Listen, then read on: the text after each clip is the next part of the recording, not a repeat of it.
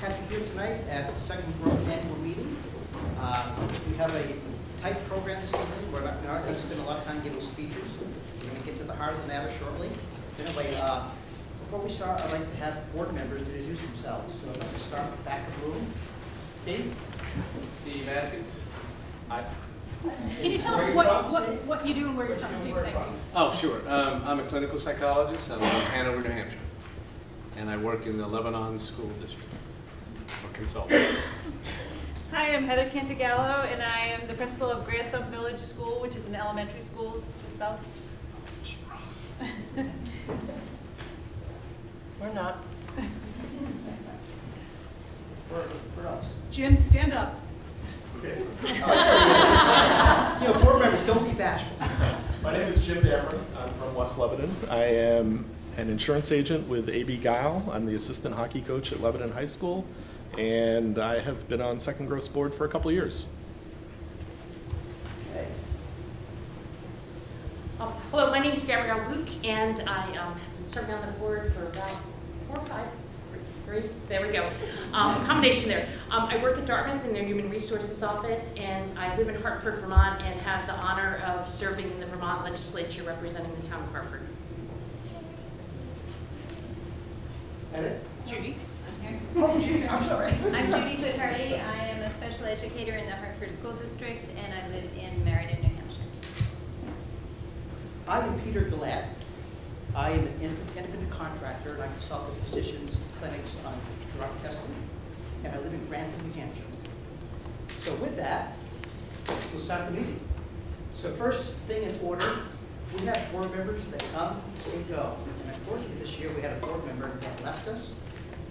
We were sad to see her go, but she was very, very helpful in what we do in terms of helping with the annual campaign that we have, bringing new donors to our to Second Growth, and actually working on the spin-off fund where we raise the money for a good time exercising. Anyway, I'd like to recognize and thank Sue Shaw for her service to Second Growth. Sue, come on up here.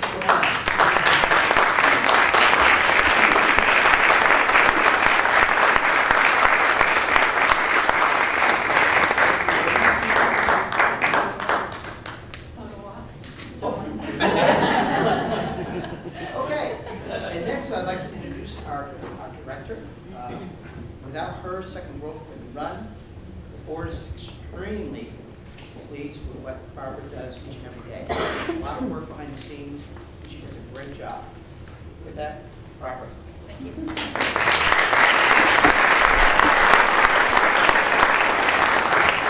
Good evening. Thank you all for joining us.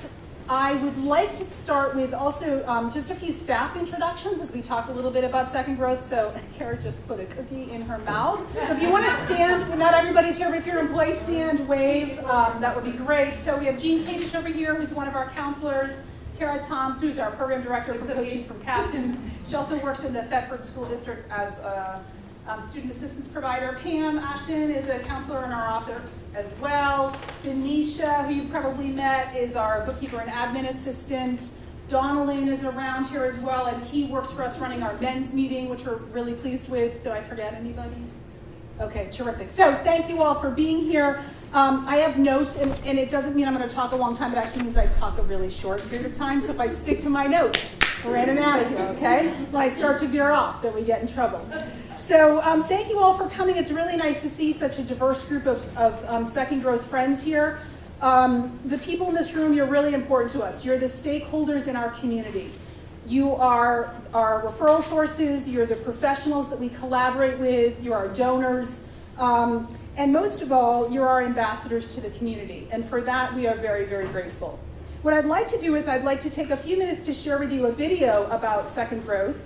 And that, in about 5 minutes or less, is going to do a much better job than I possibly could have kind of explaining to you the different things that we do here at Second Growth. So with any luck, all the AV stuff will work, and you'll be able to see it. Great. Let's see what happens here.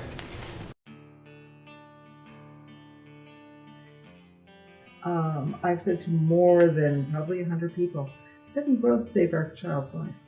Consequently, they saved our family. Second Growth services are responding to the needs of our community. In 2013, a survey of New Hampshire students, 33% reported drinking recently, and 25% reported smoking marijuana.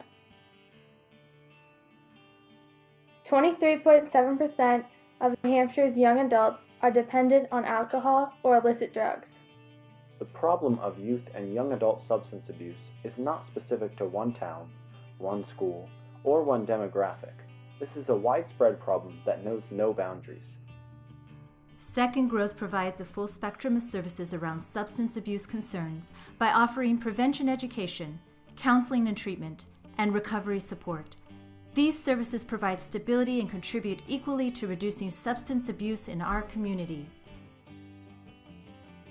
A lot of it was, gosh, there are other people that are like this. We're not alone. We don't have to be ashamed of what's going on. We're not the only ones that are struggling with this sort of stuff. To have someone who totally understood what we were going through and what we were feeling, and to give us at least the tools to go back home that night. And then to be able to know that we had a place that was safe for us as a couple, and safe for our son to start taking those baby steps towards recovery. But we felt actually safer. We felt that he was safer because he was with an organization that had experience and was looking out for him and had worked with many other people to with good outcomes. Recovery is a self-directed journey, but not one to be taken alone. When clients are ready to begin the hike, Second Growth counselors are there. They help with breaking old habits and building new skills to face life's challenges in healthy ways. A couple of times. He tried AA, NA, and they would work for a while. I think AA was really too prescriptive for him, but he just didn't really feel comfortable. And oftentimes the people were older than he was. And the folks at Second Growth were, they were other people that were in their teens and 20s. Second Growth's recovery support groups are intentionally for young people so that participants can relate to one another, challenge one another, and support one another.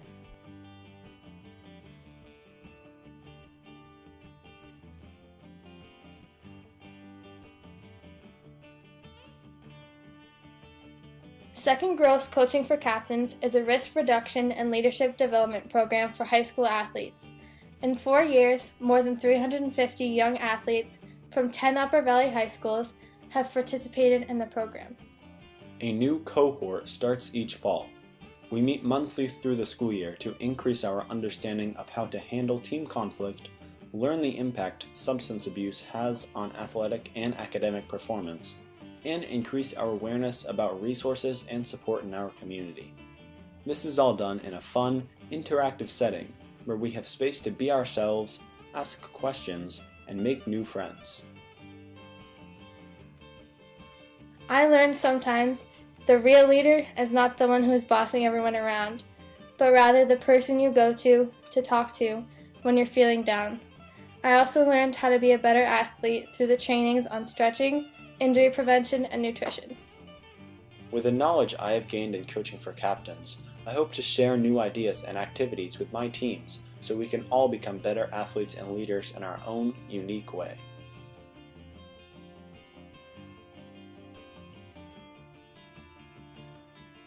That's going to be that's going to wear you down. Not worth it. What we want are kids that self-regulate.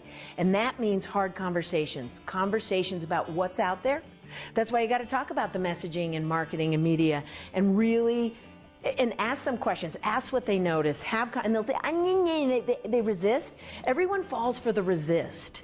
The research is so clear now that kids want to know what their parents value and what they think. So it's like, I think of it as baby food. They say if a kid rejects spinach when you first feed it to them, they're like, when they're an infant. You do it 10 times. By the 10th time, they develop a taste for it.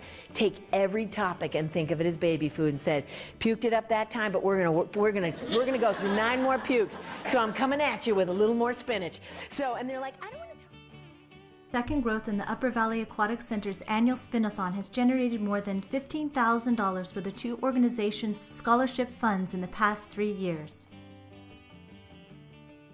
Second Growth collaborates with the Junction Teen Center every spring to host the Spring Break Art and Music Fest, a substance-free celebration of young creativity in our community. We found that we could contact Second Growth if there could be an intervention, that there could be hope. Your contributions to Second Growth enable the organization to bring hope in times of crisis, provide stability in times of uncertainty, and bring healthy life lessons to our developing youth.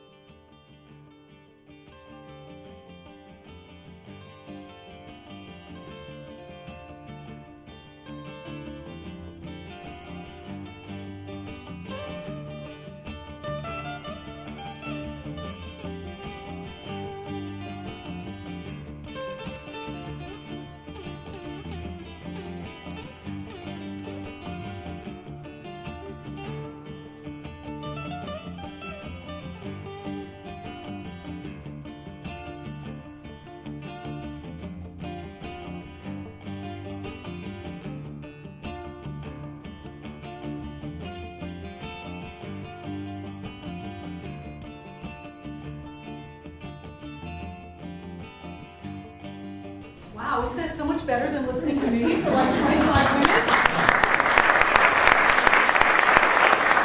So if any of you have the responsibility, like I do, of putting one of these meetings together, I highly recommend you track down Maria Daly over here from Aquilino Arts, hire her to put together a great video for your organization. And people will love it. It makes my job a whole lot easier too. So thank you so much, Maria. So I want to talk to you just a little bit about the last year with Second Growth, and then talk a little bit about the year ahead, and then we've got a really dynamic panel that we want to share with you tonight as well. And when I look behind us, I can tell you that this past year was filled with hard work, creative thinking, and lots of initiative. And when I look ahead this year, I'm really excited about the work we're going to be doing and some of the great organizations that we're going to be partnering with. Last year, we had the benefit of working with Dr. Alan Budney and Kathy Stenger from Geisel School of Medicine's Addiction Treatment Program. And we worked with them, and our counselors learned a lot about using cognitive behavioral therapy in addictions treatment. It was a tremendous opportunity for us to work with them on that study, and we're hoping that we get to work with them again in the future. Looking ahead, there are several new projects that we have in the works and new schools that we're working with, and probably the one that I'm most excited about now, because it's really new, is our partnership with the Family Place. Ta-da! Fancy Alon here. So we are really excited that Second Growth and the Family Place have put together a program that we just found out a week ago, got funded, to work with parents in recovery and teach them the Nurturing Parenting Program, which is a skill-building parenting program specific for young parents in recovery, and then we're joining that with a recovery support group for young mom and dad. So it's really the first time a model like that has been tried to combine the two of those works. The Nurturing Parenting Program is an evidence-based program. We're going to be able to bring that curriculum to the Upper Valley. It's an 18-week program. Again, we're going to be able to have a recovery support group joined with that. We're going to host it at the Family Place, so that means that participants will have childcare on site. It also means we're going to be able to help them with transportation. And due to the very generous funding from the Boyle Community Fund, we're able to offer this entire program, and there's also some attendance incentives. So sometimes initiative is what holds people up from taking care of themselves. So we hope that we've addressed things like transportation, childcare, initiative, all three of those in this program. And also the folks over at the Rivermill Complex, the Dartmouth Hitchcock Addictions Treatment Program, is going to mirror this program. So we're going to be able to, they're going to be offering it in New Hampshire, and we're going to be offering it in Vermont. So we're really excited for that, and we expect to kick that off mid-December if everything goes according to plan, right? So stay tuned for that. As I look in the past year, you can take a few minutes to look at our annual report, or take this with you as you'd like. You'll see we've been really busy. And I try to keep these really simple, but you can see kind of the numbers of service are on the inside on the left, our financial summaries on the right. We talk about want to recognize our corporate sponsors are in there as well. And really the highlights are, you will see that we continue to have contracts in the Hartford school system and the Thetford school system where we are their student assistance providers. And the number of students that we've seen in those two groups, both for individual counseling and prevention education, they about doubled from last year, from the 13-14 year over to 15. So, and as you look at the community trainings, you'll see those numbers have increased as well. And then if you look at our Coaching for Captains programs, we added a few programs to that umbrella this year, and those numbers grew by 60%. So we're really excited that the numbers are growing here. To many of you, it won't come as a surprise that we posted a net loss on the year because the demand that we met did not, unfortunately, keep up with the amount of money that we raised. So as we look forward to the next year, we anticipate about 10% increase in our budget. We have a number of fundraising activities planned to help fund those. We'll talk to you more about those in a little bit. They're really fun ideas. But I should also say that this organization, Second Growth, has existed for more than 15 years in this community through the generosity of people like you. And so our annual campaign this year, we'll do our mailer right around Thanksgiving. We have it in our budget to raise about $30,000, and that's going to help us provide the services that, again, are in demand in our community. And I hope that you will continue to support us so that we're able to do that. Next, what I want to do is invite our panel members to come on up here.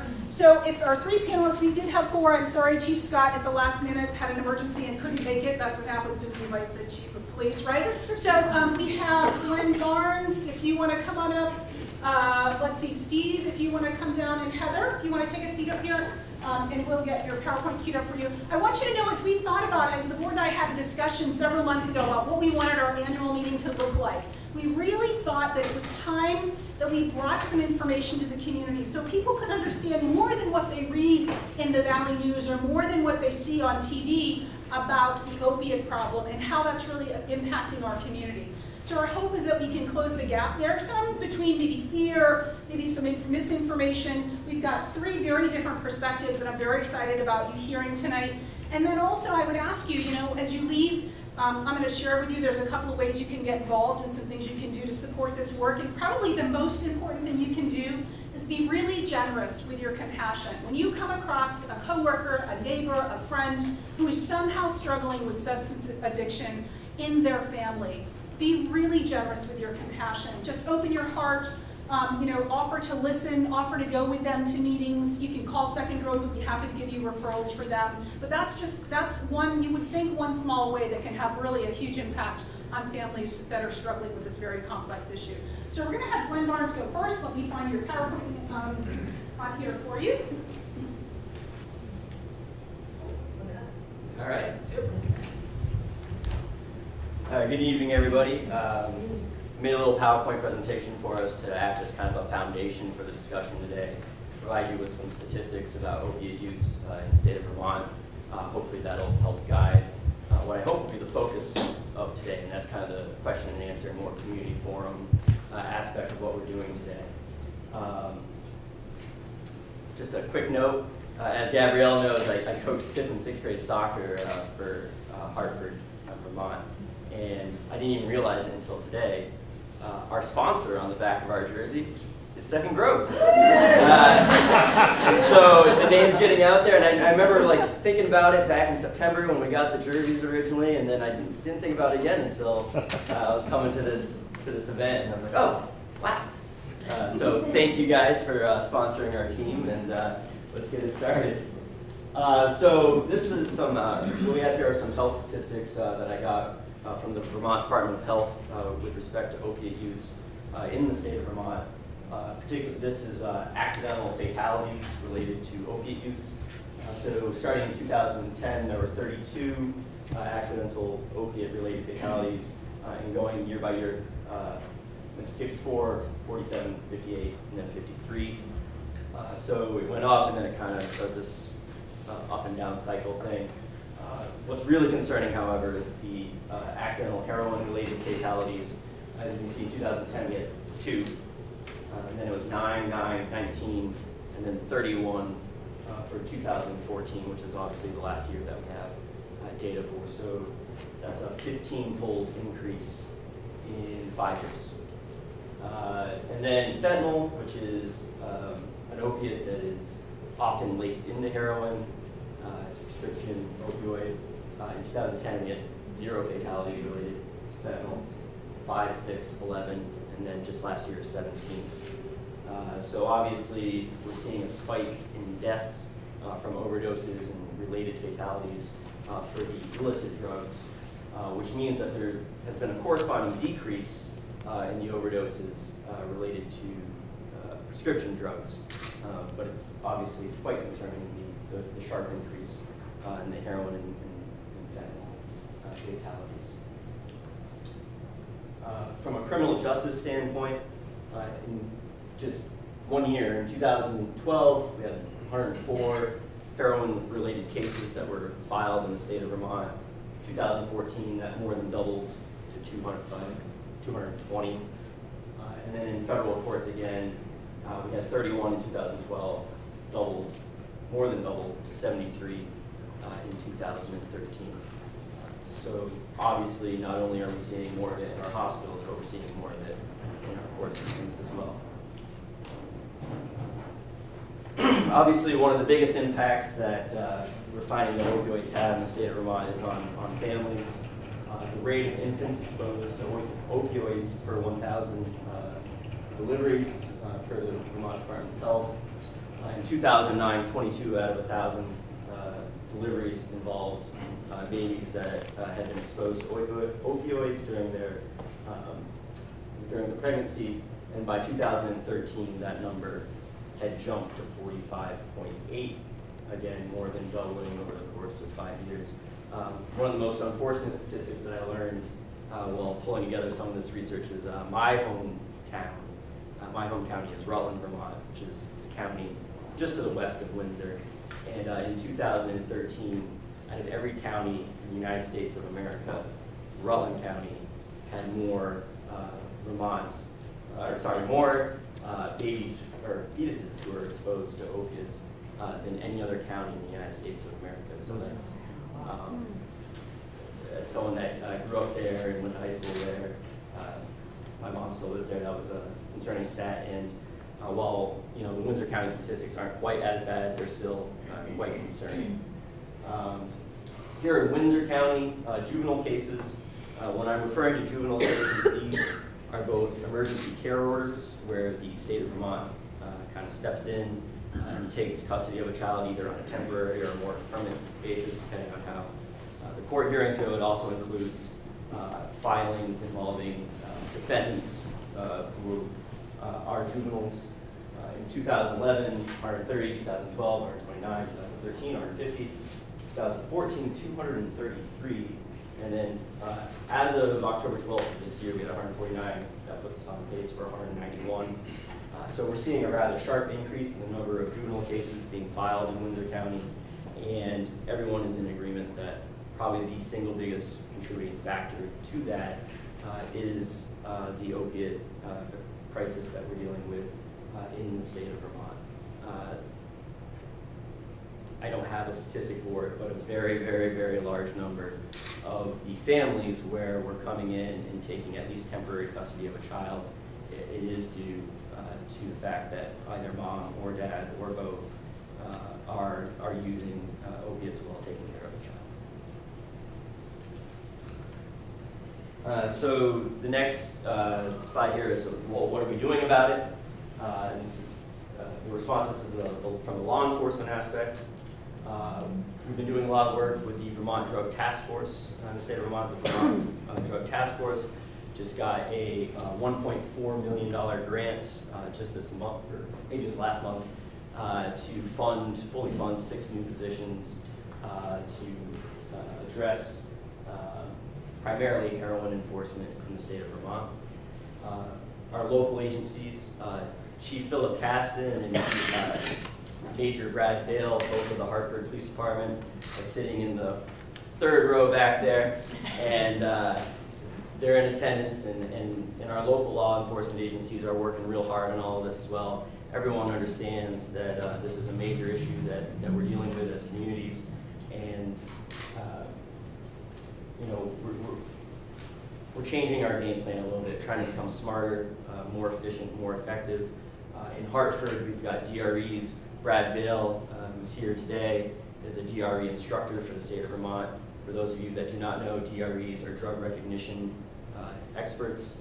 These are folks that are called in primarily, or almost exclusively, in driving situations. With the increase in use of opiates and other illegal substances, we're finding that more and more people are also driving while under the influence of these substances, which is obviously a major public health concern. Folks like Major Vail get called in, and then they've been trained in a really, really extensive course on how to detect what drugs are being used, what the extent of the impairment is. And he's actually one of our instructors, so if you have any questions about that, I'm sure he'd be more than happy to answer some of them. Also in Hartford, we've got the Hartford Opiate Response Group. This is a community organization for which Major Vail is also sitting on the board, or the panel, or whatever you want to call it. It's a collection of community members who are figuring out, well, what are we going to do as a community to address this, both from a law enforcement standpoint, from a treatment standpoint, from just a general public safety and concern standpoint. Many of the law enforcement agencies in our state, including the town of Hartford, are participating in a statewide, essentially it's a heroin tracking program. I don't know how much you folks know about the forms that heroin comes in, but when it comes in a bag, it's often stamped with a marker that kind of indicates what batch you're getting. These stamps will be like a Nike swoosh sign. I've seen one that just was the words "pay me," a whole bunch of other things, and we track who we track when we do seizures and things of that nature. We're tracking like what the bag is, where it was found, to try and help analyze where the flow of drugs is coming from, going, and the amounts that we're dealing with. And also, the town of Hartford is participating with the Vermont Drug Task Force, sending detectives to the task force, both to obtain training and how to better deal with issues involving heroin, but also to provide support to the drug task force, as our local police officers have a much better understanding of the players involved, the dynamics involved, and I think the co-agency interactions and relationships that we're building are a really positive step. Town of Springfield, which I'm sure many of you have heard of, and they're kind of one of the focal points of the heroin issue here in the state of Vermont. They've recently begun what's called Project Action. Project Action is largely based off from the program that they started in Rutland, I believe 2 or 3 years ago, where again it's a community-based plan of attack on how are we going to deal with the heroin epidemic. There are 3 prongs to the attack. One is law enforcement, one is housing, and the last is treatment. And then finally, the town of Springfield also has what we're calling smart policing software. So we're able to digitally map where arrests are made, where complaints are made, things like that, to try and really target in on where where we're finding heroin dealers are, where it's the biggest issue, and can then send more officers to patrol those areas more frequently, so as to deter that type of behavior. Another major development within the last year or so is the U.S. Attorney's Office. They tend to take the very, very large scale heroin cases. Just in the last year, they've developed a unit that's only job is heroin prosecution.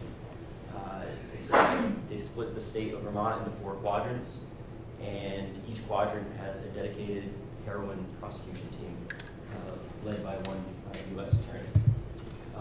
And as kind of a recent success that they had, you might have read about in the newspaper over the weekend, in the town of Manchester, Vermont, the Vermont Drug Task Force, U.S. Attorney's Anti-Heroin Unit, just did a seizure of $5 million worth of heroin in Manchester, Vermont. That's 88 pounds of heroin, which obviously would put a large dent into that particular distribution ring. And the last thing that I put on here is Vermont State Police now carry Narcan. And I don't know if all of you guys are familiar with Narcan. Narcan is really quite amazing. I've never seen it in person, but I have seen some videos of it being used. And it is a drug that you give to someone who has overdosed, and it literally brings them back from the dead. It takes people who are unresponsive, literally teetering on the edge of life and death, and it blocks certain receptors. And I'm sure folks that have more of a medical training than I do can explain exactly how it happens. I've seen it on video, and it basically brings someone back from the dead. It's crazy. Response from a treatment standpoint, supporting and promoting our treatment facilities in the state of Vermont. We have the Vermont Recovery Network, which is 11 regional treatment facilities throughout the state. Education obviously is important, making sure that folks are aware that we do have resources available if you are looking to address your addiction with opiates or heroin. And so the Vermont Alcohol and Drug Information Clearinghouse is in charge of that.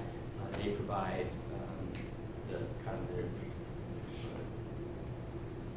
they're battling it on from an information provision standpoint.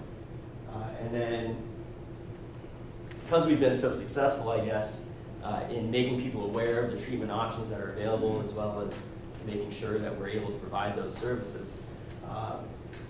In 2013, the state of Vermont,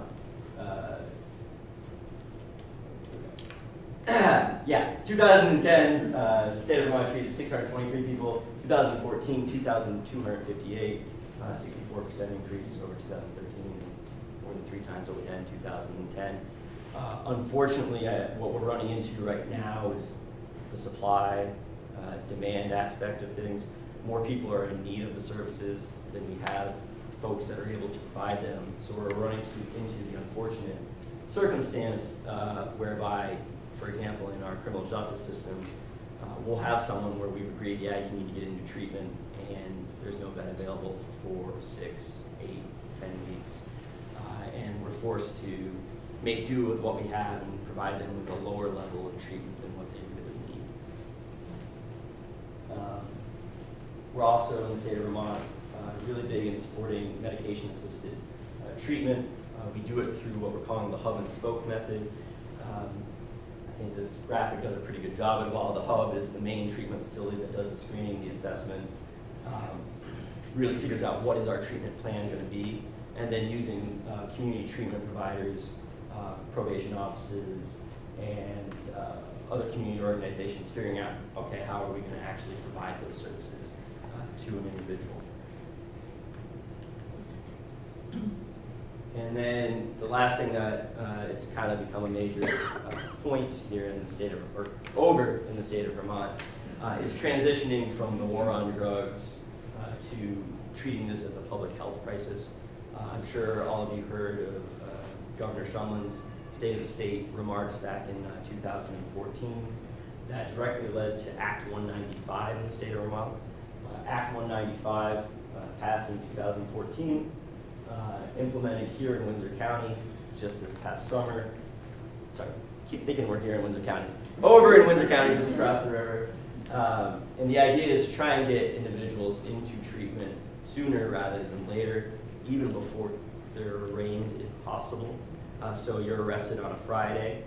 The police department will send an email to Ellen Wicklund. She's our pretrial services monitor in the town of in the county of Windsor, and she then contacts the individual, offers them the ability to take a screening, and if they take that screening, based on the screening results, contact the services that might be appropriate for that individual, whether it be mental health treatment, substance abuse treatment, alcohol treatment, etc. We are working on developing drug courts in the state of Vermont. We do have drug courts in Chittenden, Rutland, in Washington County. We also have a juvenile drug court in Franklin County. Over in Windsor, we have a program that's called Sparrow, which is very similar to a drug court. It's not an official drug court. Sparrow is a pre-plea program. So an individual has been arraigned, but they have not yet been convicted or pled guilty or anything to that effect. They agree to undergo screening and assessment. Based on the results of that screening and assessment, we build a treatment plan for them. The court, myself, defense attorney, a couple of clinical treatment providers monitor their progress in their treatment, and based on how well they do through their treatment, they'll often get a better end result by addressing the treatment concerns early in the process, as opposed to waiting for a conviction to come down. In Windsor County, I would say that the average case from arraignment to actual conviction, we're probably talking somewhere between 6 and 9 months. That's a long time from a treatment standpoint. So we certainly are trying to get them in sooner, and that's what the Sparrow program is about. We do have a DUI court which follows more closely the drug court principles and practices, but obviously that's geared specifically towards drinking and driving. Things are in the works to develop more drug courts in the state of Vermont, including in Windsor County. We're really hopeful that we're going to start seeing those in the very near future. We're working on obtaining some grants to make it a statewide thing within the next couple of years, but it's all still very much in development, not fully done yet. That is the end of my presentation. As I had said earlier, this was more just to try and give us a foundation for our discussion, and I really hope that we have some really great discussions in a half hour when we do our question and answer portion of all this. Thank you.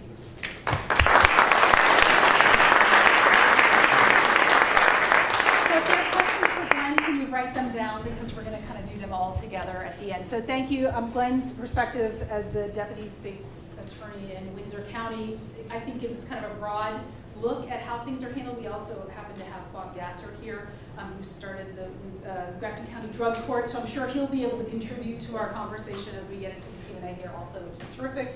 And Steve Atkins, being a psychologist in the Upper Valley, has a little bit different perspective that he's going to be able to share with us. And Steve will tell you about, he works in private practice as well as in a couple of different school districts, and kind of consults over the country on this. And he's trying to figure out how to use Windows 8.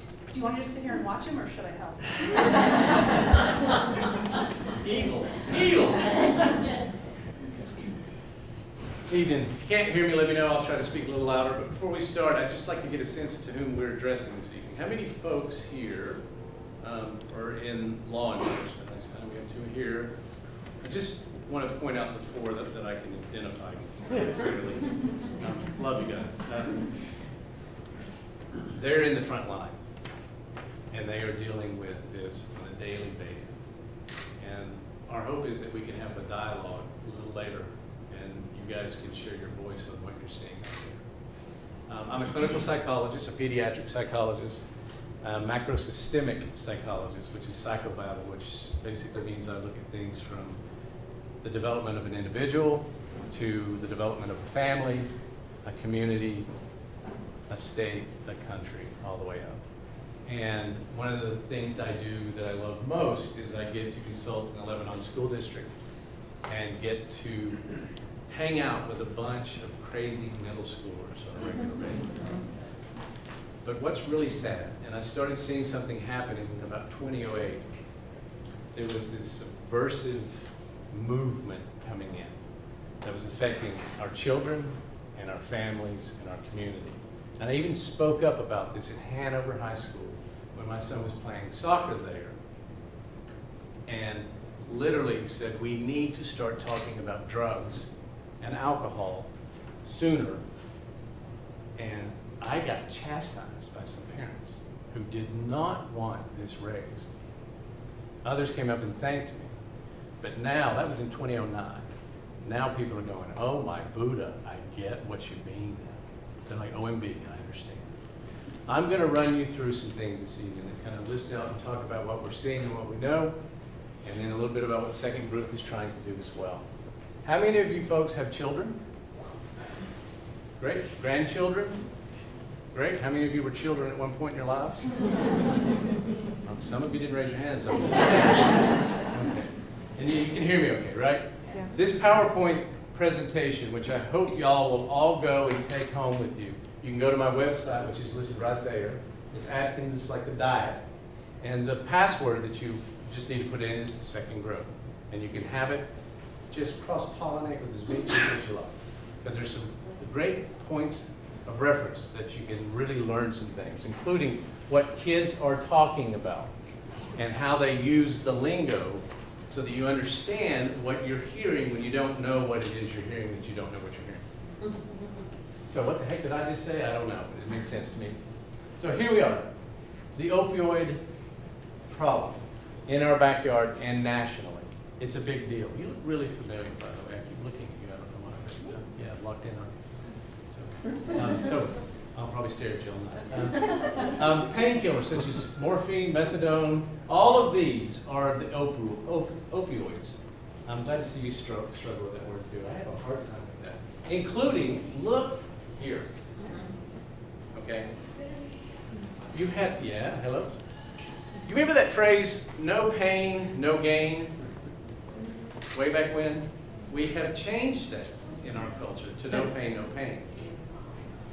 If you watch TV, the media, especially around news time, you will see, take this, take that, take this, got this, take that. Here are all the side effects, but you can take this for the side effects. The problem, what we're seeing, is that this culture is starting to think that we shouldn't be experiencing pain. And it's affecting every aspect of our lives. And there's big money behind it too. We'll get there in a second. Out of these are legal drugs. Heroin is the one that's not legal, okay?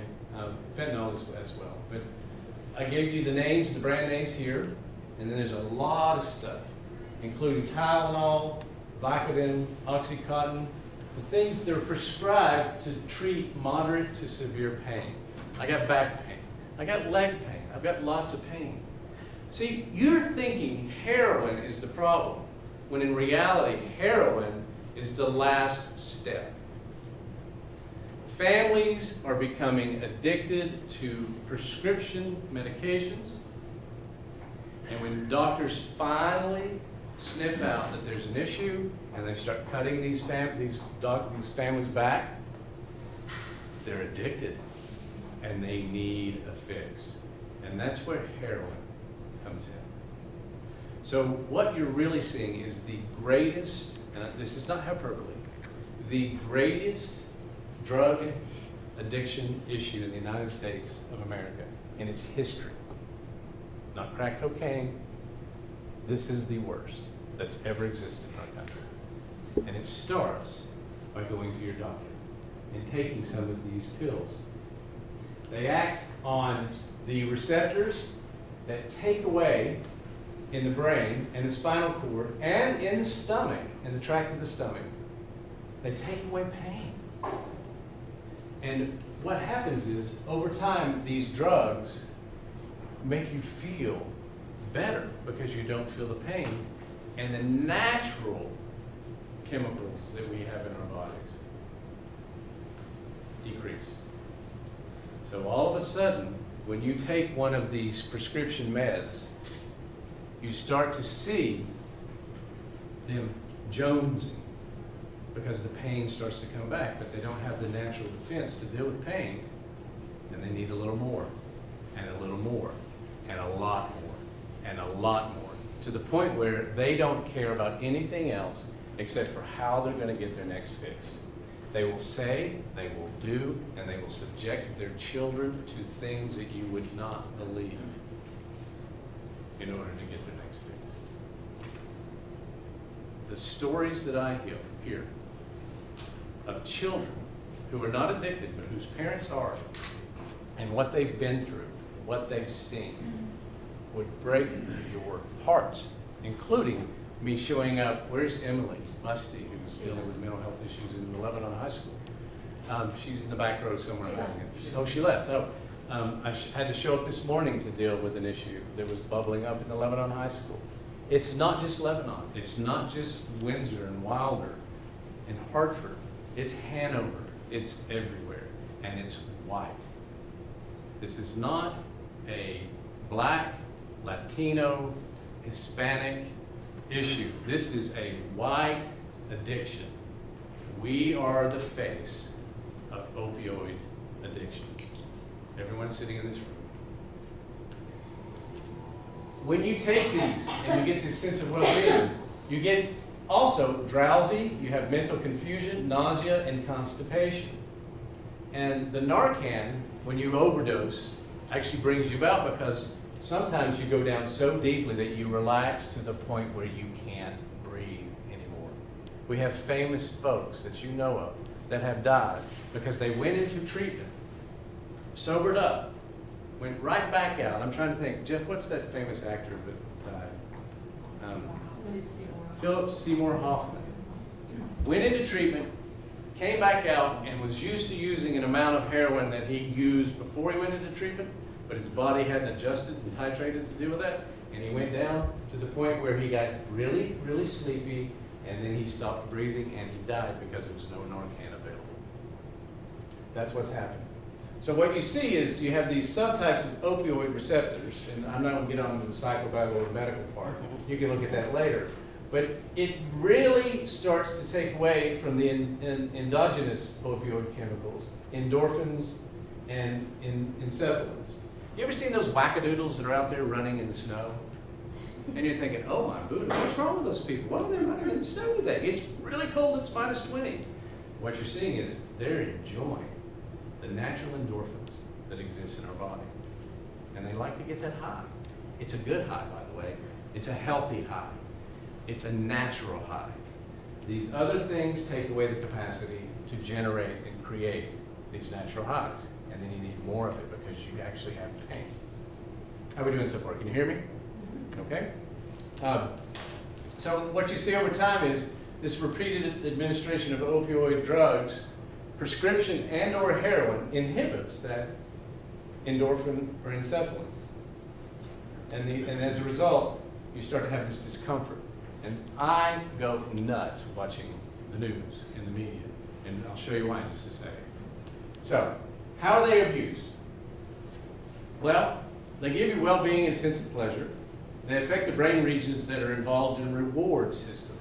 Okay? So it's like you actually reward yourself when you take these. I know that's a weird thing to say, but these chemicals are designed to make you feel better and reward you for doing so.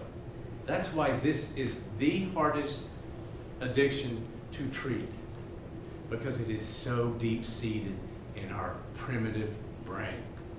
If you're not talking to your children and your grandchildren at the age of 9, you're too late. Pediatricians are already being encouraged to talk to 9-year-olds about alcohol and substance abuse issues nationally. Please go home and start chatting about this stuff. Don't avoid this conversation. I love the spinach throw up 10 times on the video. That's so true. Our son, my sons, have heard this over and over. It's like a script in their head, trying to inoculate them against what's out there and what's coming. Because someone's going to offer them something at some point. And I hope to goodness that the message sinks in, that we will not, do not tolerate that in our home. We are here to make the world a better place, not worse. So, when you have this extended release, oxycodone is designed to release slowly and steadily into the bloodstream. This is a rocking, awesome drug. I have never taken it, and I never will. I'm terrified of it. Anyone that gets it, I please beg you to consider why it is you're taking it and how much you're going to take of it. Because it is so addictive. And it's hard once you get started taking it to stop. And when you can't get it anymore because they cut you off, hello heroin, it's $2 right now on the street. But see, when you have this extended release oxycodone, it goes through the bloodstream over time. But when you're an addict who breaks into homes to steal this from you, they snort it, okay? And then all of a sudden the extended release part isn't there anymore. And they go into a coma and they die. Abuse, they crush these, they snort it, they inject it, and it gives you that euphoria, and then the serious medical complications kick in. And I'm sure our police officers have seen folks who are literally almost dead when they show up, and you've brought them back like Lazarus. Now, respiration, coma, addiction, all of this goes with this wonderful group of drugs that pharma is pushing big time. They need to make money to satisfy their boards and to make profit. And they really push volume in doctors' offices. This is where it starts. It doesn't start on the streets, it starts in our medicine cabinets. Now, heroin is not a heroin, okay? If you look at what's happened from 2005 to 2012, it went from heroin users at a little under 400,000, and it jumped to 670,000. Heroin abuse, like prescription opioid abuse, is dangerous because drugs addictiveness is very, very high and causes overdosing, okay? If you're not careful, if you don't know what you're doing. And if you're buying the crap off the street and it's been mixed with other things like fentanyl, thank you, you don't know what you're getting. And you're really putting your life at risk. And not only that, but then you start needing it so badly that you'll do things and put yourself at risk and break into people's homes and steal things and sleep with people and use dirty needles. So you see everything else tick up. Crime, HIV, pregnancies, children who literally have parents who can't raise them anymore. I'm dealing with that in the middle school. I'm looking at a superintendent in the back room shaking her head who's dealing with it in first, second, and third grade. This is everywhere. And you have great grandparents, awesome grandparents trying to step up to the plate. And I'm helping families TPR, terminate parental rights, so that they can give them to guardians to raise these children to get them out of these horrible, squalid conditions. And it's right here in our neighborhood. And it's white. And it's not poor. If you go and look and watch some of the folks that are coming in and out over by Staples, the drug treatment center over there, you will be floored seeing the type and the caliber of people going in to get their methadone. It's not what you think. In 2010, there were 2,789 fatal heroin overdoses, approximately 50% increase based on the early 2000s. I was just down in Florida, in Bradenton, not far from Tampa. They're this year alone, their 911 emergency calls tripled before the year has even ended, all dealing with opioid addictions. And Narcan is saving us.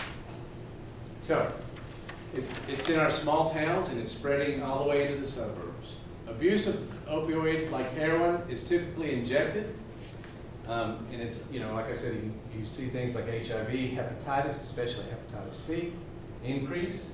Sexually transmitted infections. We have now a syphilis in Boston, Massachusetts, that is not treatable. It is immune to all treatment. Thank you. Opioids. So, this is the worst drug addiction, as I said, in the history of the United States.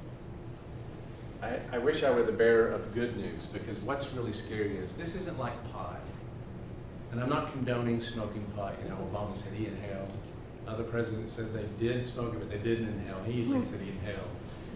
This is extremely addictive stuff. Trying it one time can kill you. Trying it one time makes it difficult to quit for the rest of your life. This is the kind of conversation you want to have with anyone you know, including white, middle-aged women. Because you're the biggest growing population in the country. You're the most at risk. Are you raising your hand? I am, and I just Kim. can't resist, hi Steve, that we need to be talking to our doctors. I had 3 friends recently, one with a knee replacement, 2 hip replacements, and what were they offered? Oxycodone. And they were given, one of them was given a 3-month supply, one of them was a 2-month supply, and the other was, how much do you want? And they were wise enough to say, look, I don't want that, give me something else, Tylenol or whatever. I've known Megan for 21 years, which means we met when I was 10. and basically, she's always proactive and way ahead of the spectrum, because she's exactly right. Doctors need, we're going to have conversations in a few minutes, I just want to get through this, but doctors need to be educated. They're educated on so many things, but when you start talking to them about this, it's really scary what they're doing, and not knowing what they're doing, and how they're contributing to what's happening in our country. So, let's look at some of these really stunning statistics. 24.6 million people, 12 or older, 9.4% of the population live with substance abuse dependence, or abuse or dependence. 1.9 million Americans live with prescription opioid abuse and or dependence, and over 500,000 Americans live with a heroin addiction. So look, if this isn't heroin, if you look at the numbers, heroin is the last step once they've been cut off. But it's all the same pain receptors that they're trying to treat.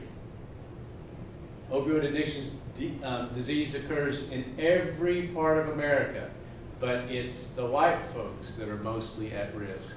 And we've got Heather Prebish, who's going to stand up here, which I'm thrilled I got to bump into her at a wedding. I was tasked to find her, and then started talking to her at a wedding, and I was like, oh my Buddha, I'm looking for you. Who's going to get up and talk about what's going on in treatment in a few minutes. But 23% of heroin users develop chronic opioid addiction. Over 100 Americans died from an overdose each day in 2013. I did the numbers for you. That's 46 a day died from prescription opioid overdoses. 46 a day from prescriptions died, not heroin. 2 deaths an hour, that's 17,000 die annually in the United States of America. And it's going up. Steve, you have like 4 minutes, we want to get Heather's. No, thank you, yeah. 4 minutes? Good, I'll just go quickly then. Looking at adolescents, and you go through these numbers, over 50% of individuals 12 or older have used pain relievers non-medically from a friend or a relative. Please lock up the crap you have in your homes. Do not leave it in your medicine cabinets. They're getting it. I hear about it. They're telling me in therapy. This is where it starts. I'm looking at the police officers going, Take it to the police department when you haven't finished them. They will destroy it for you for free. Get rid of it. Do not leave it in your homes. Women, I'm just going to fly through these because I want you to have some time. Women, you are the most at risk. It is the growing group in the country right now. Take this. Feel better. Got a little pain? Take that. Oh, here's a script. And what happens is they get addicted, partners get addicted, the kids then get into the cabinets, they get addicted, and it just becomes this trickle-down effect. So, remember, when the script is blocked, these populations, all of them, turn to heroin because it's cheaper and it's a quicker high. So, I've got some graphs that shows you how men died and how women died from 2001 all the way to 2013. This is all on the website. You can download this stuff. Please get it. Share it. Cross-pollinate as much as possible.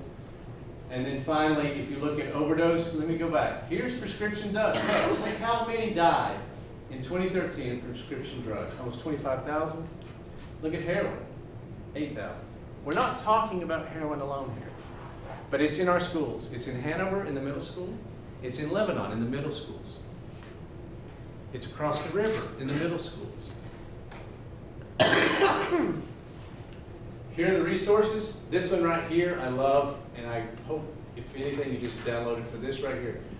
It gives you a great reference for slang and street names for all the stuff they're talking about out there, every drug you can imagine. And then final thoughts. Addiction is a disease in and of itself. Be mindful of what you take. It's your body. If the doctor says take this, you need to think about whether you want to take it or not. Media is pushing medications. Think of those stupid commercials. Take this, take that. I still don't understand Cialis, by the way. 2 people in 2 bathtubs? I don't get that. Pharma is as well. Okay? They are looking for volume because volume equals money. They are encouraging people to write these scripts. We need to be talking to those folks. I agree with you, Megan. OIC equals OMB. Do you know what oh my Buddha is what that means? Oh my God, but I don't know Buddha. So OIC, you may know what OIC is? Have you seen it on TV yet? This is absurd. It almost sounds like a medical condition. It's called opioid-induced constipation. Yes. And there's now a drug, and you see all these nice white women who are saying, I love my medication for my OIC because my opioid is causing constipation. And I'm thinking, what? We're now drugging people to deal with the constipation that comes with their opioid addictions. Lots of money in that. Lock up your stuff, including alcohol. We were stupid, my husband and I. We didn't lock up our alcohol, and our younger son got into it in 9th grade. We locked up all the liquor, but he got into the beer that we had left out with his friends. 2 cans, 6 boys. Still, that's a problem. It's all locked up now. And captain, please do this stuff. Take your pills to the police so they can destroy it, and please, we really need to watch each other's backs. Talk about this stuff. It takes a community to raise a child, and it takes a community to heal this problem. I'm really glad you're here. I wish it was 1,000 people here tonight. Thank you for coming. And again, the password is Second Growth, which is right there at the bottom.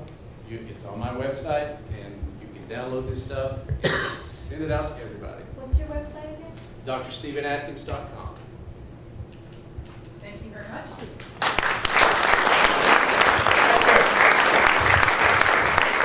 again, if you have questions for Steve, please write them down. We're going to give you a chance to ask those in a few minutes. So next I want to ask Heather Prebish to come on up, and Heather's the clinical director for Recover Together, and that is a Suboxone clinic in West Lebanon. And so Heather's going to tell you a little bit about how we're handling treatment of some of this. Yeah, so these guys did an excellent job providing a very broad overview, and I think everybody in here is very clear that this is a problem that needs to be addressed. We have so many people throughout both New Hampshire and Vermont who are struggling with this addiction.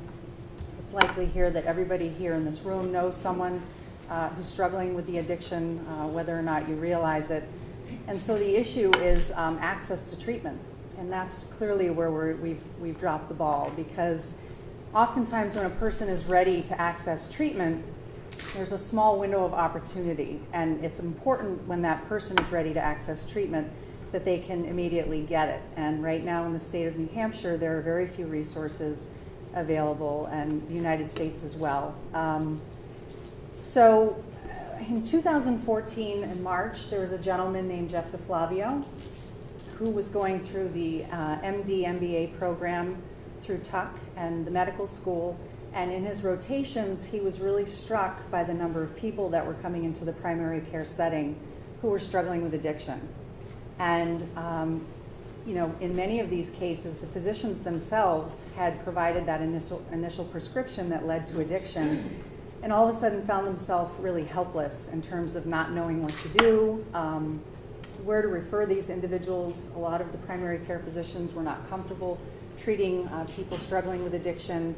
So Jeff felt like he wanted to change that. So what he did is he created a treatment model which combined Suboxone medication with group therapy. And the organization was born called Recover Together. So our first clinic was launched in 2014 in Claremont, New Hampshire. And the idea with these clinics was to make them both affordable and accessible. So place them in communities where the need was high and make sure that as many people who needed to access them could.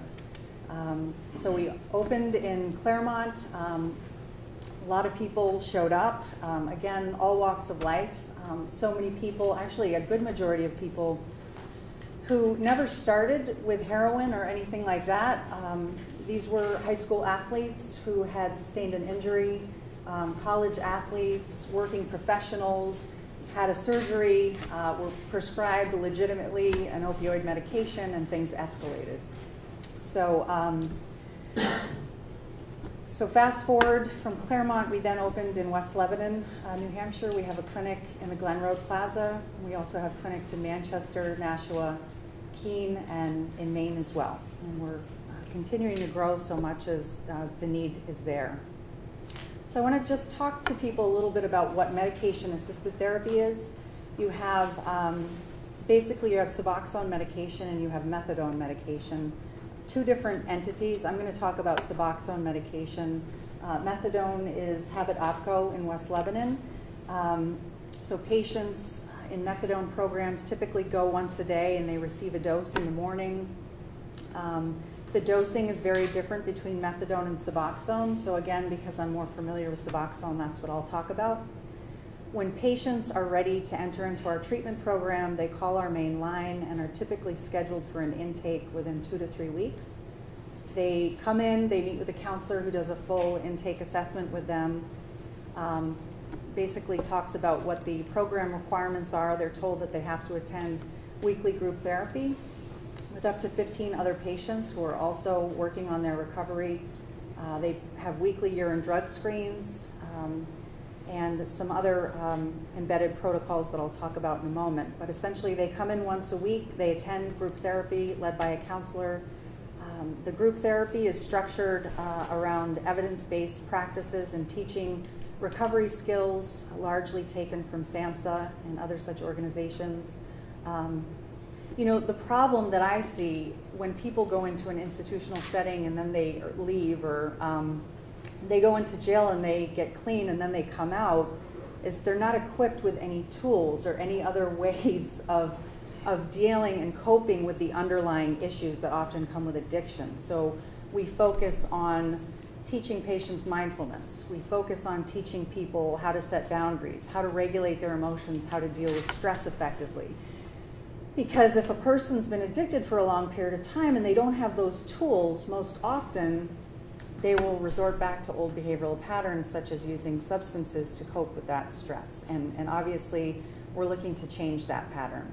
And what we found is people in group settings do much better than treating them in an individual setting. There's a sense of accountability that occurs in these groups, and each group is very different. I lead several groups myself, but they're small communities of people who, for so much of their life, have dealt with isolation, shame, and guilt. But when they come into the clinic, they have a sense of belonging. They have a sense from other people, like they get it and they understand what it is that I'm going through. And that's a component, in my opinion, in addiction treatment that's greatly needed. So, you know, what I tell patients is the medication is only a small part of their overall recovery, and it's really the work that you get in the group setting and the changes that you make in your lifestyle. So one of the main concerns about medication assistance therapy is diversion. So I know for a fact that Suboxone has a high demand on the street right now. You have a lot of people coming off of heroin or opiates, and they are purchasing Suboxone on the street. There's Suboxone in jails, I found out. So we certainly were very concerned about that when developing this program, and we wanted to create some pretty robust diversion practices to ensure that the medications that our physicians were prescribing wouldn't end up on the street. So we think of diversion as a team sport in our organization. So what we do is we have weekly drug screens that we do with patients. So before they even enter into the group, they have to provide a urine sample, which we test right then and there. We tell patients they have to have a pharmacy home. So what that means is they can only have their medication filled at one particular pharmacy, and if they have to change for any reason, they have to let us know that. They have to have an up-to-date phone contact with us at all times because we do random pill counts. So they know that at any point in time we can contact them, and they have a certain number of hours until they need to come into the clinic, and we're going to count their strips or their tablets as it will, and we're also going to do a random drug screen as well. The other way that we reduce diversion is we have active delegates for the New Hampshire Prescription Drug Monitoring Program, which is an excellent comprehensive database. So basically how that works is an individual can plug in a patient's name and date of birth and see what other medications they're getting and in what pharmacies. So before any of our patients even have an intake assessment with us, we've already gone into that database to ensure that they're not already getting medication somewhere else. And it doesn't stop there either. I mean, counselors will continually monitor that over the course of their treatment with us. So that's really important. The other thing we tell patients is that our program is designed to be between 18 and 24 months, which I think kind of sets us apart with some of the other programs that exist. I always joke with patients and I tell them, no offense, but I don't want to see you here after 2 years. You're a great person. But the idea is that you're coming in, you're taking the medication, you're allowing your brain to heal so that you can acquire the skills and the tools that you'll need in order to be successful in your recovery. And then you'll come off of that medication. Patients get really nervous when we talk about that because this idea of no longer having a pill or a strip to take is really psychologically makes them very anxious, and I can appreciate that. So what I tell them is you will work individually with your prescribing physician to develop a tapering plan that feels comfortable for you. So what that means is at the very minimum, there'll be a 3-month period where we are slowly and gradually tapering you down. And in doing so, it really alleviates a lot of the, the withdrawal that comes when coming off of a medication like Suboxone. The other thing I'll say about Suboxone is the maximum dose that we prescribe is 16 milligrams. We never go more than that, which again is different with some other kinds of medications used to treat addiction. Pregnant patients for us are a high priority, so when a young woman contacts us and tells us she's pregnant, she immediately goes to the top of the list. We work closely with the HMC, and basically we have a standard of care which says that if you're pregnant and you're receiving services for us, you have to fill out a release of information so that we can coordinate care with your OBGYN team, etc. The program was developed largely out of the DHMC IOP program. Dr. Donald West is our medical director. He prescribes for us, and most of our physicians do come from DHMC, but as we're growing, we're actively recruiting from all regions of the state. I can't speak enough about the power of the group and how powerful it is to be a facilitator. And as I'm training counselors who are coming on, I tell them that I'm doing my best work when I'm not doing any of the talking. And instead I'm sitting back and I'm letting them kind of facilitate the group. Patients have the ability to hold each other accountable in a way that I could never do. I might have, and let me kind of talk quickly about what a group looks like at Recover Together. So people are seated, we are very strict about timing, we start on time, we end on time. The first 10 minutes or so are just check-in. So it's an opportunity for people to share anything from the past week. It could be good, it could be bad. Sometimes it's a chance for people to talk about a relapse they may have. And you might have an individual saying, well, I relapsed, but my wife was just, she was giving me a bunch of crap, so I felt, and you can almost hear the person kind of rationalizing the relapse, and I'm sitting there going, And before I have a chance to say anything, one of the other men is like, oh, come on, man, come on, that's not right. And, so that kind of accountability is really powerful. I'll just talk a little bit about, as patients go through the program, we're right now developing sort of what happens after you leave Recover Together. So we have about a handful of people that have completely come off of the medication, and what they're told is that they can continue to come to groups as needed. So for some people it's monthly, for some people it's every other week.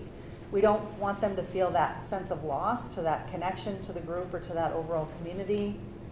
And what we've implemented is a program for graduates, I call them graduates of the program, to come back as peer facilitators. So they sit alongside the group leader and they can create curriculum and present to other patients and essentially role model.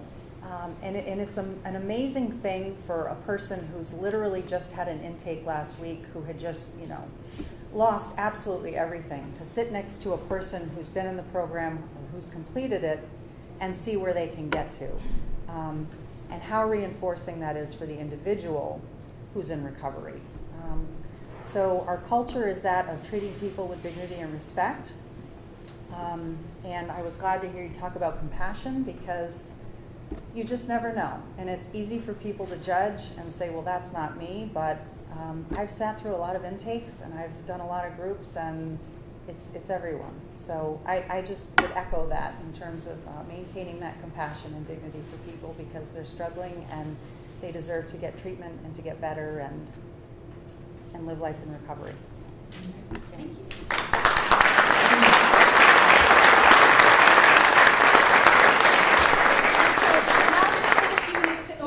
Open the floor up to questions. So if you have a question, raise your hand. Tell us yes. Go ahead. How is it still legal to prescribe these highly addictive drugs? You would like to answer that? How is it that they can do that? I mean, I just don't understand why we continue to allow them.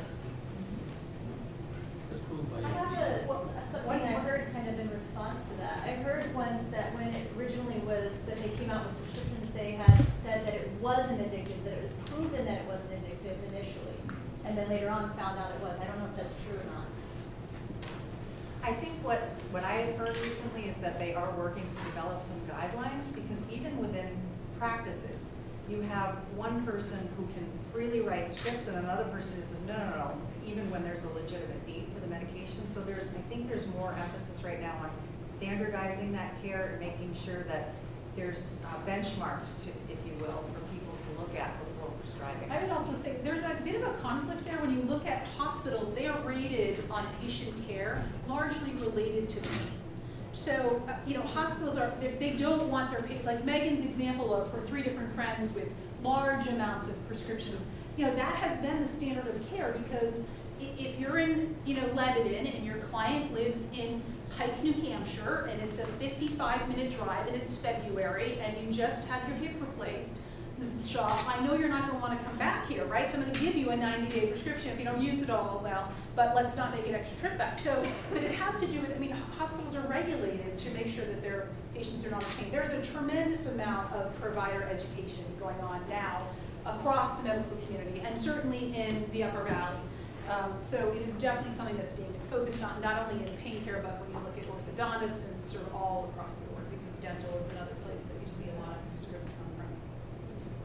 If I may just very quickly, if you think about kids with attention deficit hyperactivity disorder, their pediatricians or PCPs are only allowed to write a 30-day script.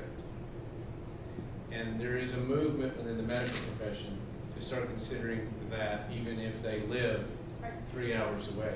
But it's not in place. And I don't know the statistic, but it's close to this, so don't hold me accountable. But it's 80% of the scripts that are a problem are written by less than 20% of the doctors.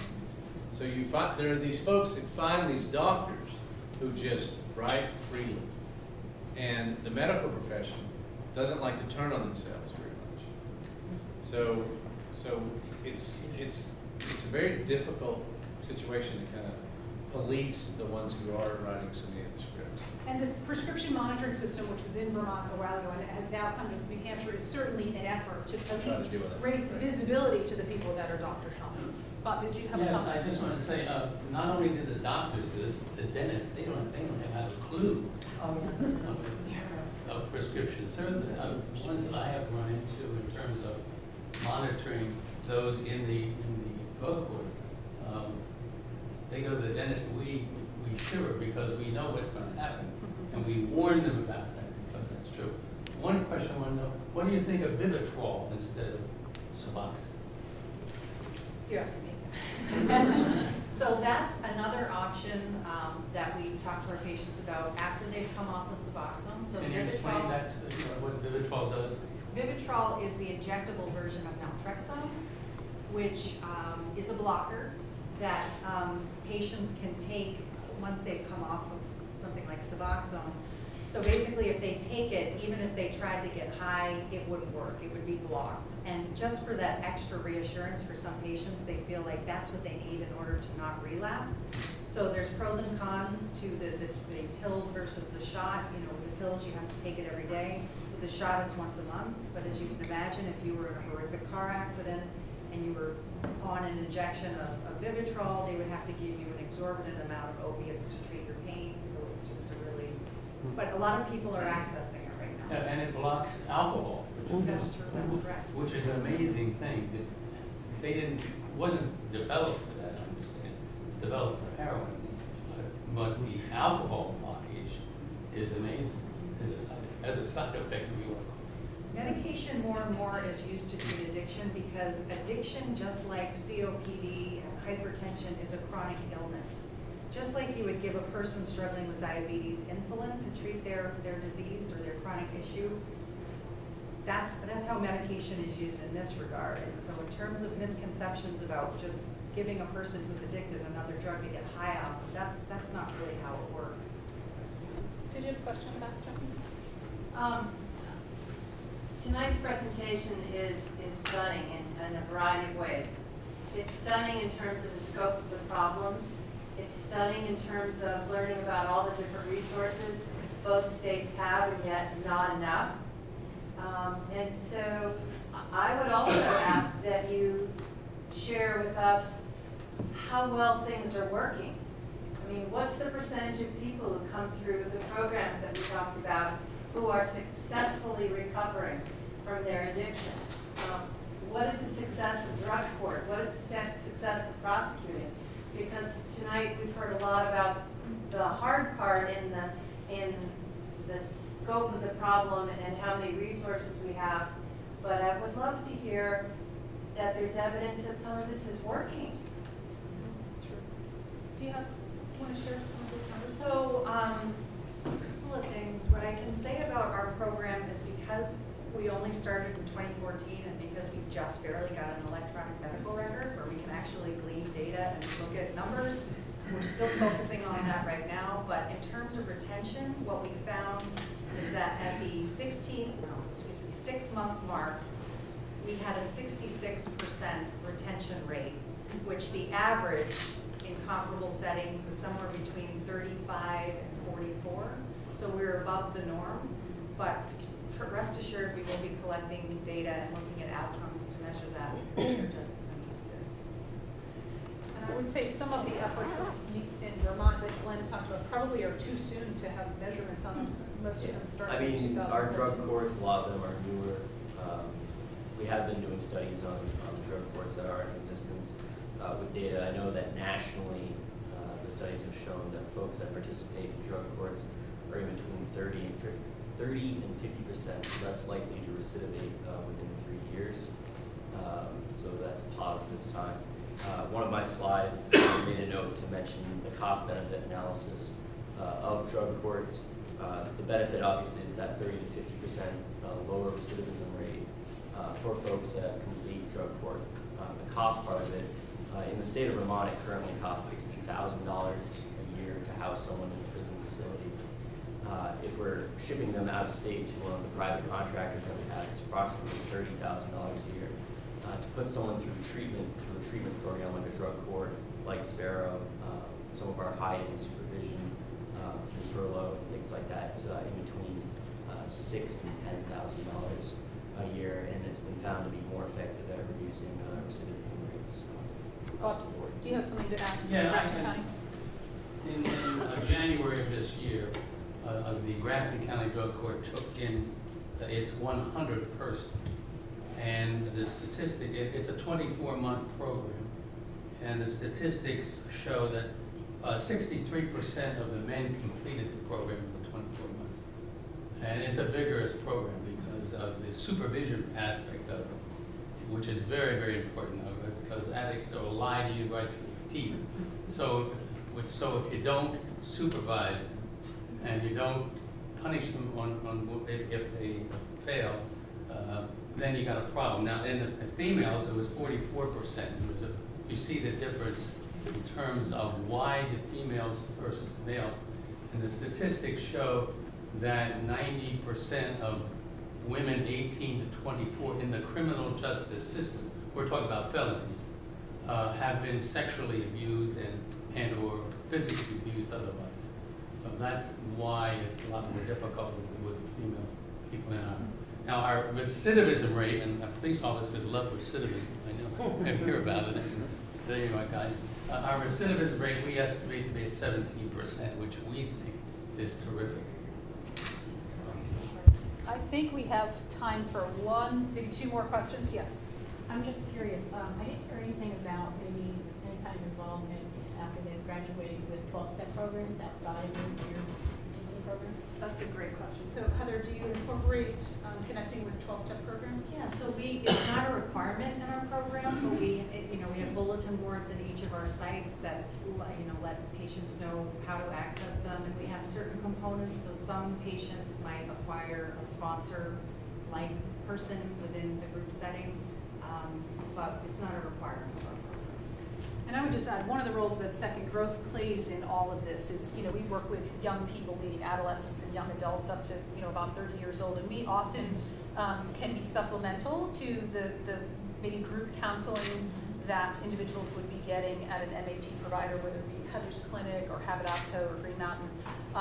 And also we run 3 recovery support groups a week. So we do have a young men's group, which we actually just moved from White River to Lebanon. Donaldin runs. And he has folks in that program that are in recovery from opiate addiction. And then we have a young women's group as well. So again, those can be supplemental to some of the other programs. And something like a 12-step program, of course, is going to be there for your life, right? So that's a connection you'll have to support you forever. Another question, Susan, please. Unfortunately, I didn't have my pen and didn't write this down, but if I remember correctly, Dr. Akins, several slides back, you had 23% of heroin addicts become get chronic opiate addiction. Was a sentence similar? Oh boy. There, 20 of heroin users develop, 23% of heroin users develop chronic opioid addiction. I'm not sure I understand that, because I thought that all heroin users develop the addiction, so I would like an explanation of that sentence.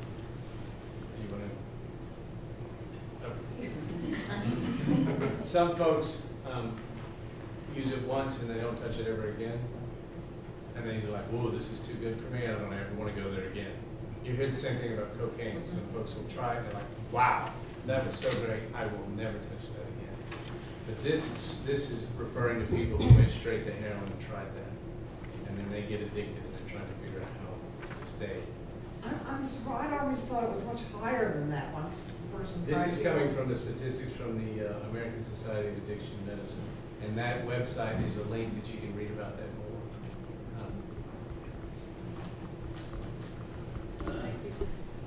All right, let's see. Pam, one more question and then we can Well, move it's on. not so much a question, but I just would like to say, first of all, fabulous presentation. I work with both folks that are on Suboxone and Methadone in my past record. But to remember, too, that recovery is a lifelong prospect. It's not just that you can, hopefully get off of these medicated-assisted treatments, but that it's got to continue beyond that, too. Maybe you don't have the medication anymore, but your dedication to your recovery has got to continue, or otherwise people end up going 8 years clean and then relapsing, and then they're right back into the whole system again. So that, it's really important to remember that it doesn't stop just because you've got the treatment. And I think a lot of folks are out there tapping their feet, when are you going to be done with that clinic? When are you going to be done, And it's a process that takes a lot of learning and going through to be able to, If I may, I appreciate your comment. And one of the things I love about Second Growth, this is why I'm on the board. If you have time and you want to volunteer to be on a board, this is a good board to be on. I had to get that plug in. The people that are on this board are awesome, and they're fun, and they're goofy, because this is a serious topic. But I also wanted to say the Lebanon School District, and I do have a fiduciary relationship with them, so I need to disclose it ethically as a clinical psychologist, because I'm a consultant for them. They pay me to go in to be proactive. And one of the things I do through the Students Assistance Program there, working with everyone, all the teachers, people in the cafeteria, and the kids, is talk about dealing with understanding how kids understand what's happening. And getting them to understand that if you try this, It is forever. And you want to have something else controlling you. And a lot of adolescents don't even their parents control them. So when you can talk to them in a way that they understand that, they learn the language to be proactive to say no. You know, Nancy Reagan, I can't believe I'm quoting that woman. Oh, I'm going to have therapy for that. But the long and short of it is that Just Say No program, she did nothing to back that up. What we do now have are a lot of programs that are working to learn how to say no, why you need to say no, and developmentally give them the understanding of how to say no. Sorry. Thank you. Yes, Don. I just have one comment about when Steve, you were talking about Big Pharma. I thought that the Gloucester Mass Police Department had the greatest prevention thing. They actually put up on their website all the big drug CEOs of the opiate pushers of the pharmacy, put their names and phone numbers and emails on their website, on the Gloucester Police website, because they're losing so many of their people so quickly that was just one of another one. And I would like to challenge the other police departments around to think about that and to talk to people in Gloucester and see how it works. The chief of police in Plymouth, Massachusetts is dealing with this in a very creative way, and hopefully he'll be here next year to talk. I was in Gloucester just 4 weeks ago, I think. Yeah, thank you. I'm back. He tells me where I am and why. But the long and the short of it is, when I lived there in the 80s and went back and saw what it looks like now, that community is decimated. It is decimated. They are losing, and they're desperate. Interesting part. So, all right, we're going to move on. I want to be respectful of your time and have you out of here by 8:30. Help me thank our...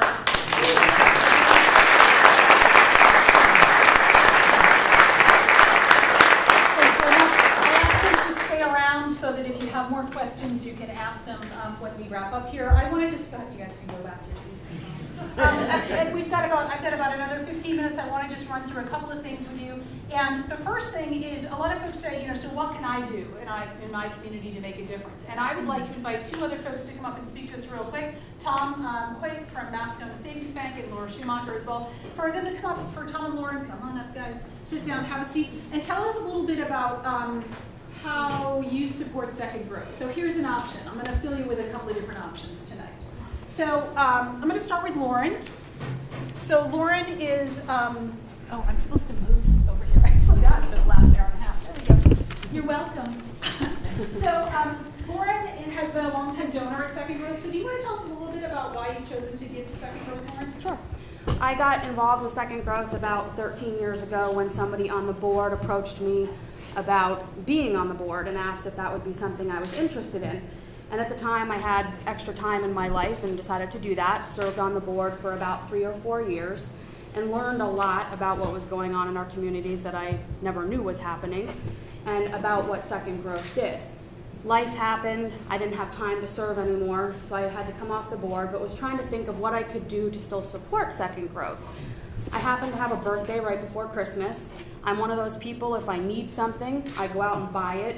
So I'd never have a list of things that I want for my birthday or Christmas. So I said to my family, hey, instead of doing presents this year, let's pool our money and give it to an organization.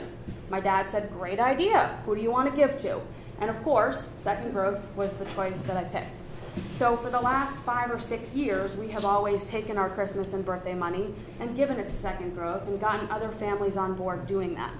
So just one idea for how you can give back if you don't have the time. I also happen to work at a local establishment that allows for matching gifts. So we can give a certain amount of money to a nonprofit organization. I choose to give all of mine to Second Growth, and my company matches it. So just a few ideas of what you can do without the time. I can also say, as a teenager who went to Hanover High School, I struggled a lot with substance abuse myself. And had there been an organization like Second Growth, I probably would not have gone down the road that I went.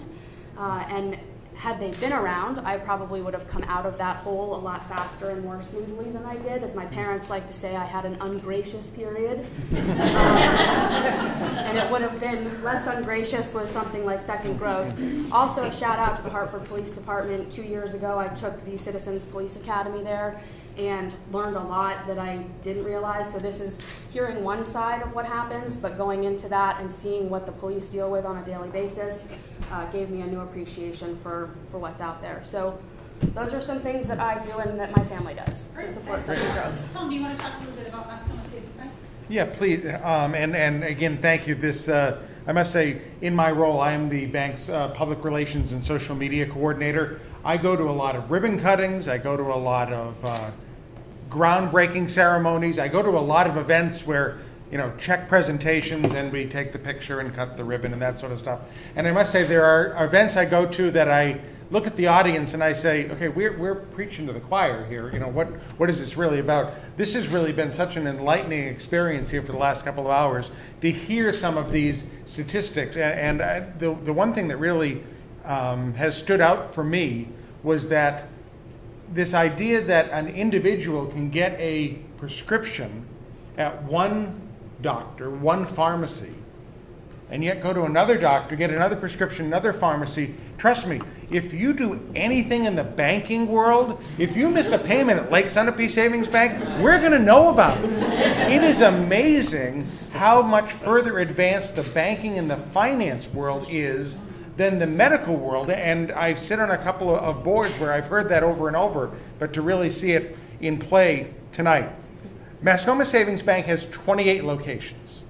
We have 365 employees. We have branches in Keene and Lancaster and Chelsea and New London and Woodstock. But what it means is that when the donation committee meets, we're able to put money and put resources, because Mascoma as a mutual savings bank, we don't have any stockholders, we don't have any shareholders. So we're able to take those profits and put them directly back into the community. I'm a banker, I love to talk numbers. We have about 50,000 customers, if you will. If each one of those 50,000 customers takes $20 a year and donates it, that's great, but it's sort of like, tossing a glass of water into the ocean. We take those 50,000 people and their $20, okay, now we've got $1 million. Now we can do things. And we can donate in those local communities where we exist, where we have branches, to benefit places like Second Growth. And the other thing that dawned on me, again, I'm a numbers guy, I apologize, that controlling the bank's Facebook page, I have 4,000 followers. I've had events in the last couple of weeks where I get 25,000 views. I apologize if you don't follow the social media. That means 25,000 people read what I wrote. It's going to be impressive to share Dr. Atkins' information with that group and having, if you will, that ability to get that word out there. So again, that's just some of the things that the bank does, that the bank can put back into the community. It's easy to talk about, we're a community bank and we're hugging and feeling whatever, and we have, our name on the back of some jerseys, and our name is at Smithfield, and our name is in the ice arena in Keene. Those are fun things, and they're marketing and they're advertising and such, but this is where we really can make a difference. So no, thanks for the invitation. I thought it was interesting looking at your mission statement. You folks strive to build the strength and resiliency skills of youth to improve their outcomes. I guess I like to think we do the same with our customer base to improve their lives, but if improving their lives is just having a life, I mean, yeah, that's a very, very important thing. And you heard it here, my next grant application. Yes. $1 million. Yes.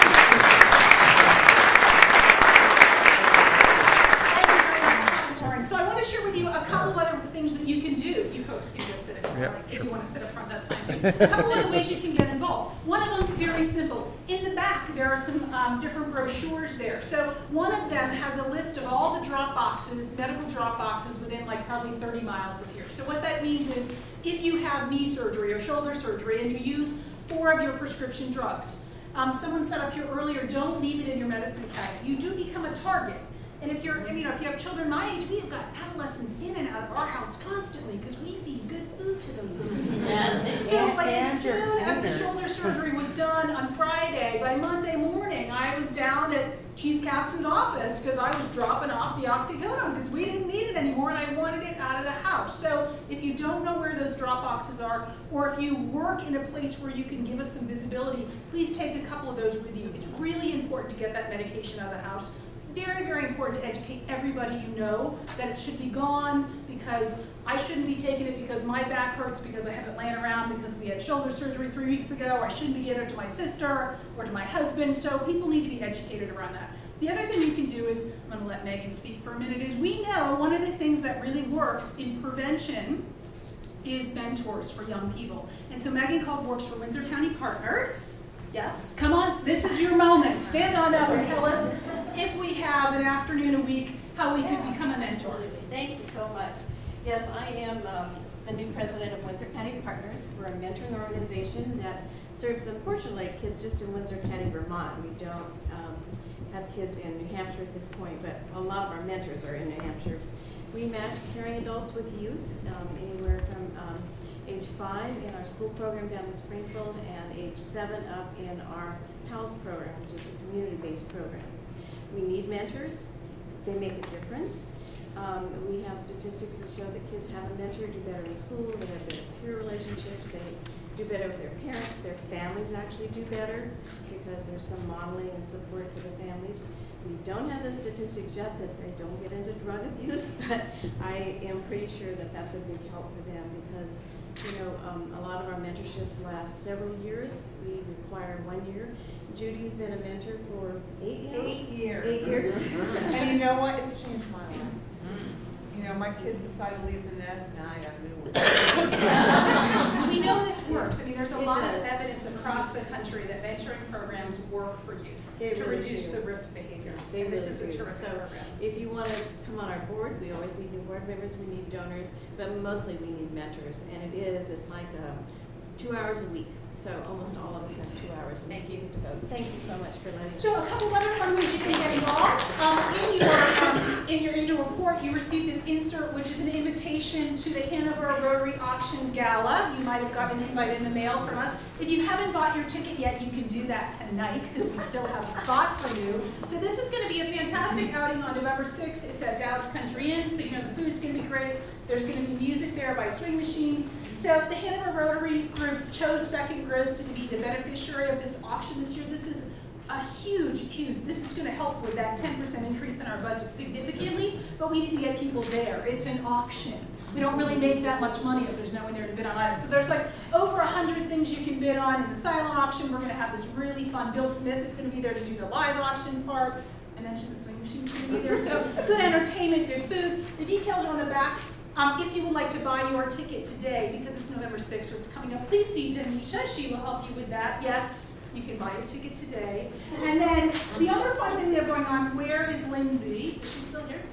Lindsay, hi. Why don't you tell us about the other fun way people can support Second Sure, Growth? it's so fun, and there's a great little graphic again by Maria Aquilino Hart. She does such a wonderful job.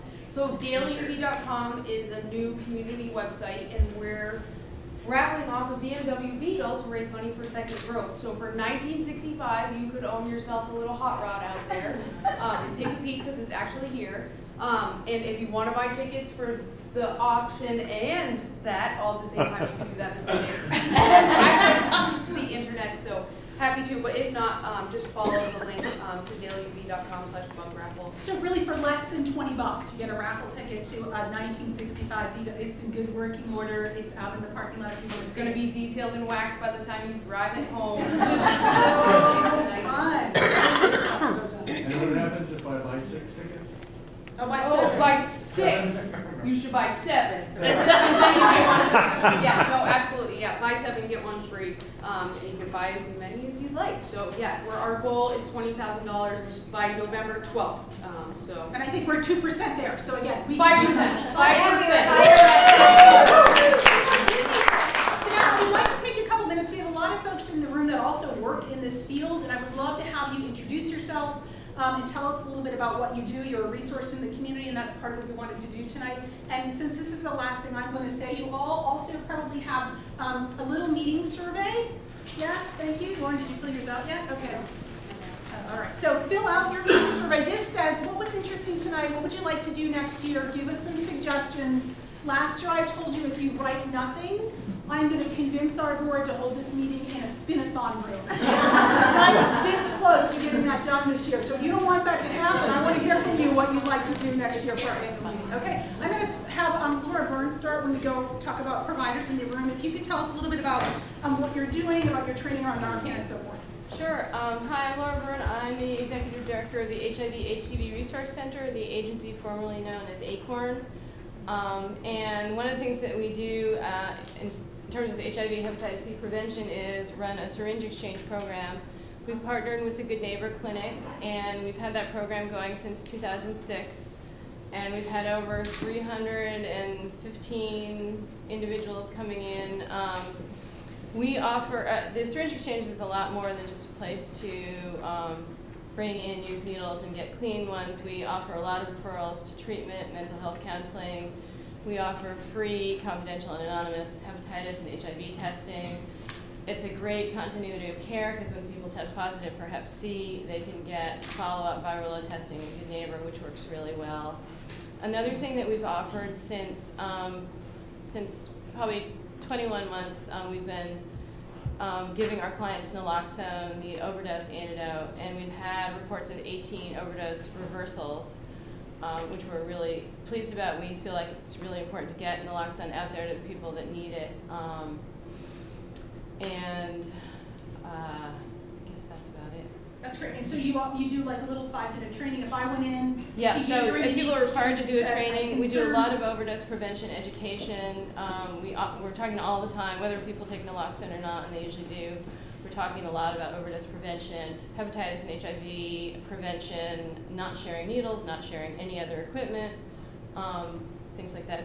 There's a lot of education, and we also. Oh, I wanted to mention this. Thanks to the Mascoma Savings Bank Foundation, we were able to offer a program where we helped clients pay for their first 3 months of medication-assisted treatment as they were signing up for insurance. Our medical case manager in Vermont became a certified assistance counselor, so he can help our syringe exchange clients sign up for insurance if they don't already have insurance and get into these programs. So we're working. We want to continue that program. We're looking for more funding. We're very, very happy that we were able to do that for 13 clients. That's great. Thank you. Thanks. Who else wants to introduce? All right, Jackie, Aida. I'm Jackie Baker, and I work with All Together. It's the Substance Misuse Coalition of the Upper Valley. My focus is prevention in 18 to 25-year-olds. And AITA is our continuum of care facilitator, looking for gaps and different ways that we can fill that in the future. And we also have a website and social media, and if you want to get involved at all, let us know. We don't have 4,000 followers, but we want that. But now you know top boys, Right. And they actually produce a lot of the resources so that are on the back table. So the list of the drop boxes is a production that we put out about a year ago, so it's not completely up to date, but if you go to on there's a sticker that says twinstatesafemeds.org. Even if you put in .com, I think it takes you there. So, and you can see all the drop boxes, all the locations. Same thing with the substance misuse treatment booklet guide. We resubmitted, is this the newest one? That's the newest one. Oh, it's the newest one. So that just came out in July 2015. And if you want anywhere, if you want to just have them in your house, I gave them out at my Super Bowl party as like a thanks for coming to my Super Bowl party last year. I was the unfun friend, but please let me know and I can drop them off at your doorstep. Great. Anybody else a resource in the community that you'd like to? Yes. Hi, I'm Jennifer Jones. I'm with Clara Martin Center, and we are the designated agency in Orange County, and we do substance abuse for the northernmost towns in Windsor County.